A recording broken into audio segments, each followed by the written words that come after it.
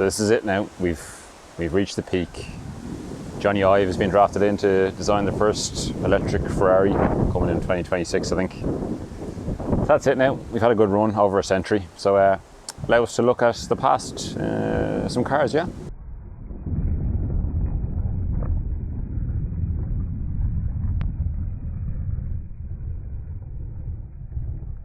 Fierce windy today, as you can probably tell by my hair. They have it with your hair this wind now. Yeah, and I lost the windshield off my microphone many moons ago, so I do apologise if you can't hear me. I'll do my best. We shall prevail. We shall prevail. Onward. And to kick off proceedings, a wonderful Lexus LS. Obviously the first generation LS is a legend, and this new one is following pretty well. They had a couple of iffy generations in between, but there you go. This one belongs to the local SuperValue owner. I've said the word owner a couple of times. He's had every generation since the first generation, and long may he continue that trend, or not. And here's a very sorry looking Freelander that's parked under this tree quite some time. It's probably broken. It is a first generation Freelander, but the NCT is valid till next year, so I don't know, maybe. That's a strong look. This is nicknamed the Toblerone House, because it's made entirely out of reclaimed honeycomb. A manual 323i. Wonderful. Any excuse to say wankle. This needs some saving. Anyone? Probably about 100 grand's worth of diesel van right there. Quite a late XJS on diplomatic plates.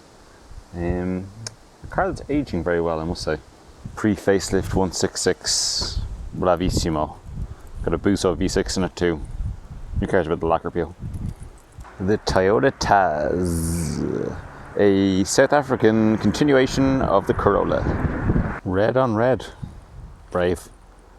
Here's a petrol too, thankfully. Who cares about brakes? Just put it in your garden and look at it.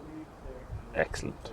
If I'm not mistaken, I do believe this is being used for the car dealership in the incredibly average new Irish crime drama Kin. All by myself,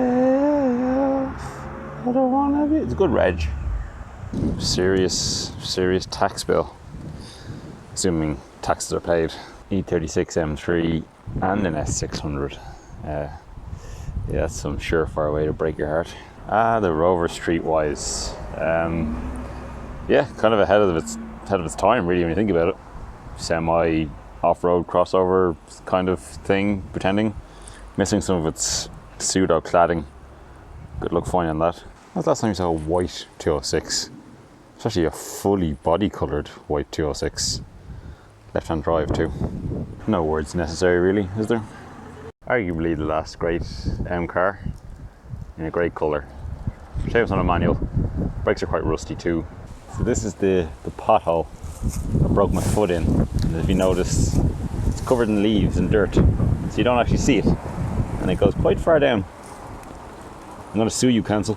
997 Targa 4S with those lovely wheels. When the Targa wasn't really a Targa. When you want a petrol V6 saloon car, why not go really left of centre and get a Nissan Tiana V12, a Maserati Levante Grand Sport, sure. The 190E. Jay-Z used to have one of these when he lived in London, when he decided he no longer wanted to be a murderous drug dealer and become a rapper. He's an inspiration to us all. So before we take our now customary trip down the laneway of overpriced classic cars, I'm going to enjoy my apple. Wasn't able to get a pink lady today, so I'll have to set off for a Royal Gala. Good, not the same. I think it might be all quiet in the front, the same R107, same G-Wagon, same Jag XJS. Jesus, the old gates are closed. Yeah, they've gone bankrupt. Alpha Junior and an NSX left out in the elements, which it really shouldn't be.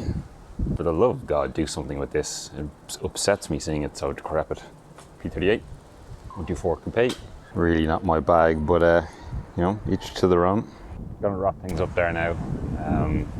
Not a bad old day. got a Alfa Romeo 166, which I forgot to mention, it being a 2.5 V6. It's also a manual. That was nice to see, amongst other things. Off to have some delicious creamy pints. So until talk to you again, be safe, be well, and I'll talk to you again soon. Bye.